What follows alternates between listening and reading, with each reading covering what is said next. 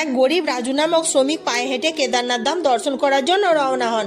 প্রায় 6 মাস পরে পায়ে হেঁটে সেখানে পৌঁছান। পূজারী বলে, তুমি ভুল সময়ে এসেছো, কেননা শীতের সময় 6 মাসের জন্য বন্ধ হয়ে যায় দরজা।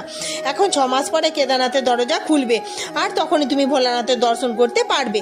রাজু সেই কথা শুনে খুবই দুঃখী হয়, কেননা সে যদি ফিরে যায় আবার তার 6 মাস সময় লেগে যাবে। ওই দিন সে শীতের রাতে মন্দিরের থেকে কিছুটা দূরে থেকে যায়। তখন এক অঘরী কাছে আসে আর সেখানে আগুন জ্বালিয়ে রাজুকে কিছু ফল খেতে দেয়।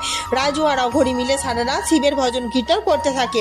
তখনই রাজুর চোখ লেগে যায়। পরের দিন সকালে তার যখন চোখ খেলে দেখে মন্দিরের দরজা খোলা হয়ে গেছে।